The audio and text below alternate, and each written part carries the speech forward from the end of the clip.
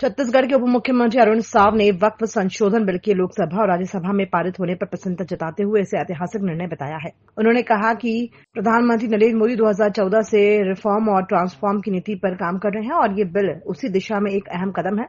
श्री साव ने बताया कि रेलवे और सेना के बाद वक्फ के पास सबसे अधिक 9.4 लाख एकड़ जमीन है, जिसका प्रबंधन ठीक से नहीं हो रहा था और कुछ लोग इसका दुरुपयोग कर रहे थे। अब संशोधन के बाद वक्फ संपत्तियों में पारदर्शिता आएगी और यह आम जनता के हित में उपयोग होगी। उन्होंने प्रधानमंत्री मोदी और केंद्र सरकार को इस फैसले के लिए धन्यवाद दिया।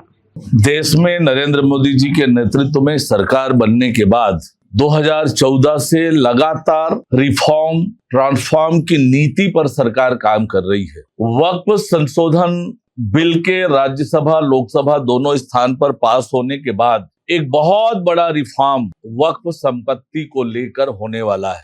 देश में रेलवे सेना के बाद सर्वाधिक जमीन जो है वो वक्फ बोर्ड के पास है। रेलवे के पास 33 लाख एकड़ जमीन है, सेना के पास 17 लाख एकड़ जमीन, तो वक्फ के पास 9.4 लाख एकड़ जमीन है। इतनी बड़ी जमीन और आप उस जमीनों के मैनेजमेंट के बारे में आप विचार करें तो कुछ चुनिंदा लोगों के कब्जे में वो जमीन है। जिस उद्देश्य के लिए वक्फ का गठन होता है उस गठन के विपरीत कुछ चुनिंदा लोग उसका लाभ उठा रहे हैं। किसी भी संपत्ति को वक्फ की संपत्ति घोषित कर दिया जा रहा था, चाहे वो सरकारी संपत्ति हो, चाहे वो आदिवासियों की संपत्ति हो, अन्य किसी धार्मिक संस्थान की संपत्ति हो। ऐसी बहुत सारी खामियां थी, अव्यवस्था थी, उन सब को दूर करने का काम इस वक्फ संशोधन बिल के माध्यम से हुआ है। वास्तव में अब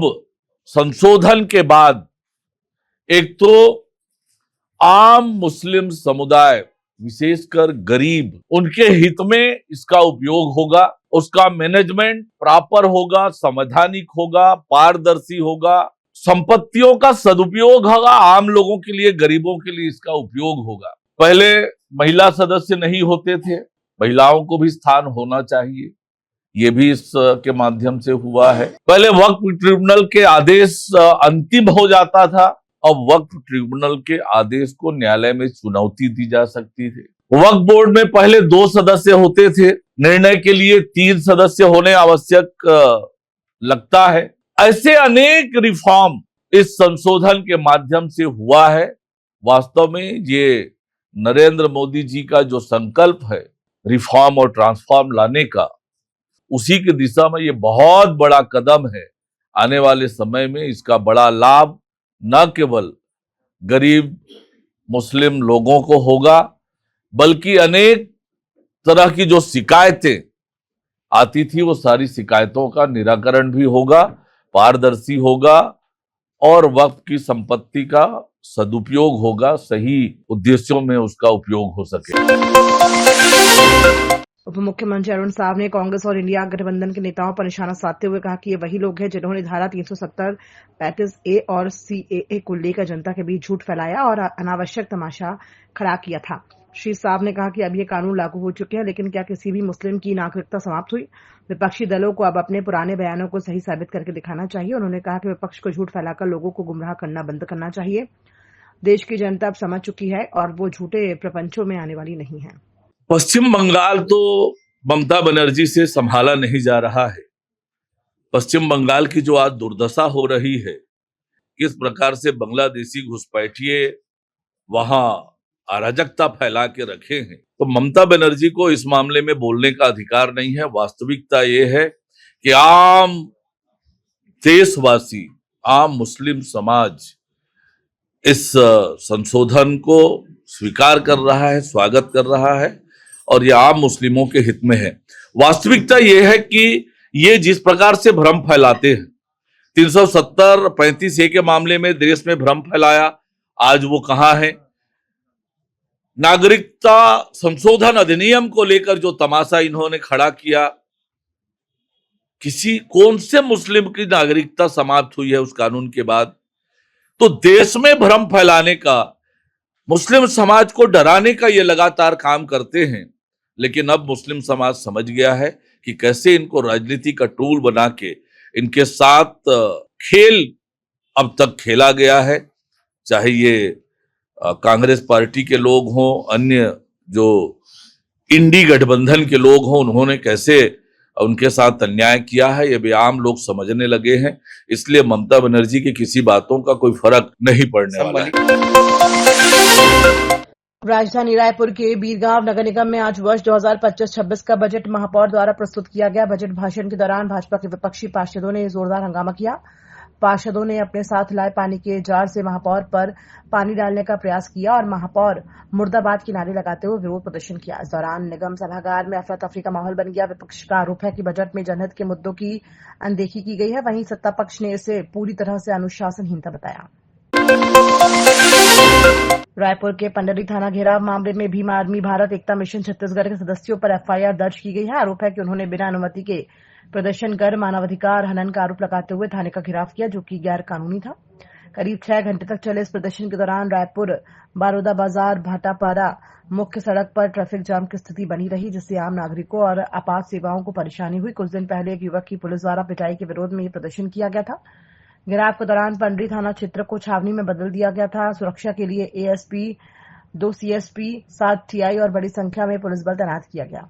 थाना पंडरी में अब मानव अधिकारों का हनन को लेकर के भीम आर्मी द्वारा एक प्रोटेस्ट का आह्वान किया गया था, जिसमें उन्होंने थाना घेराव की कोशिश की और जिसमें बड़ी संख्या में आकर के जो पंडरी थाने का सामने जो मेन रोड है वहाँ पर उन्होंने यातायात को अवरुद्ध किया।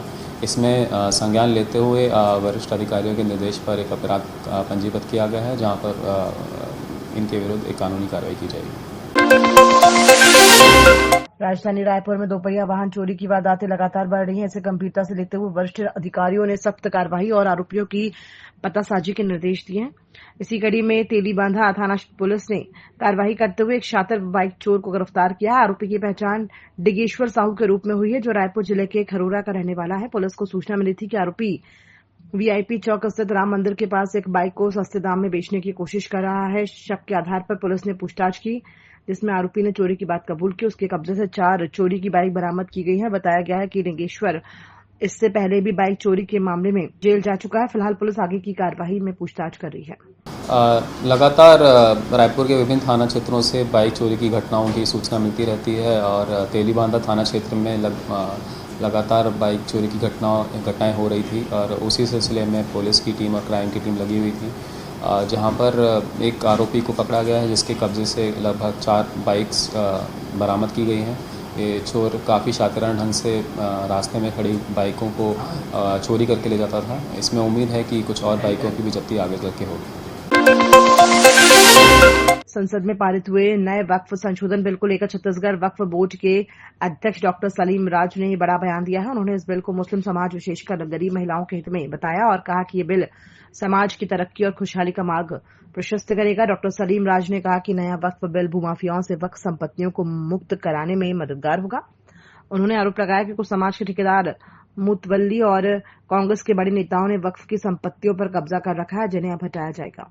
वक्फ बिल जो है मुसलमान की तरक्की का बिल है, मुसलमानों की उम्मीदों का बिल है, मुसलमानों को शिक्षित करने का बिल है। ये वक्फ बिल का जो विरोध कर रहा है सिर्फ जो समाज के कुछ ठेकेदार हैं, समाज के कुछ मुतवल्ली है और समाज के बाकी वर्ग ये वक्फ बोर्ड के बिल का स्वागत कर रहा है, क्योंकि जो कब्जाधारी है, जिनकी रोजी रोटी बंद हो रही है, वो विरोध कर रहा है। देश के प्रधानमंत्री नरेंद्र मोदी जी लाए हैं और भारतीय जनता पार्टी मुसलमानों के हित में लाए, तो कांग्रेस को तकलीफ हो रही है। सिर्फ मुसलमानों की तरक्की होना चाहिए, विकास होना चाहिए, उसका बिल है, तो इसको स्वागत करना चाहिए। ये वक्फ बिल आने से मस्जिद, दरगाह, इमाम बाड़ा को कोई तकलीफ नहीं है। जो वक्फ प्रॉपर्टी में कब्जा किए थे उनके लिए कानून बनाया गया है। ये सनातन बोर्ड की भी आपने मांग की, प्रधानमंत्री और गृह मंत्री को आप चिट्ठी लिखने वाले हैं? नहीं, चूँकि मुस्लिम समाज के लिए एक वक्फ बोर्ड का गठन किया गया है। वक्फ बोर्ड के गठन होने के कारण जो गरीब तबका का मुसलमान, उसकी तरक्की होती है। उसी प्रकार एक सनातन बोर्ड बनना चाहिए। सनातन बोर्ड बनने से जो गरीब हिंदू भाई है उनके लिए फ़ायदे वाला रहेगा। दूसरा, आप देख लीजिए, शिक्षा के क्षेत्र में गरीब बच्चे पढ़ नहीं रहे। एक धर्मस्व विभाग बहुत बड़ा होता है, वो ध्यान नहीं दे पाता। एक सनातन बोर्ड बनने से पूरी जो मंदिर, मठ की जगह है, उसकी देख रेख होंगी और प्रॉपर व्यवस्था हो पाएंगी। उससे जो कब्जा हो रहा है वो कब्जा होना बंद हो जाएंगे। इसलिए सनातन बोर्ड बनना चाहिए। गैर दिव्यांगजनों द्वारा फर्जी तरीके से शासकीय नौकरियों में भर्ती के विरोध और अपनी अन्य मांगों को लेकर लंबे समय से आंदोलनरत दिव्यांगजन एक बार फिर सड़कों पर उतर आए हैं। कुछ दिनों पहले तेलीबांधा मरीन ड्राइव स्थित धरना स्थल से उन्हें सुबह सुबह हटाया गया था, जिसका उन्होंने विरोध किया। इसके बावजूद लगभग एक सप्ताह के भीतर शुक्रवार को बड़ी संख्या में दिव्यांगजन राजधानी रायपुर के हृदय स्थल स्तंभ चौक पर प्रदर्शन करने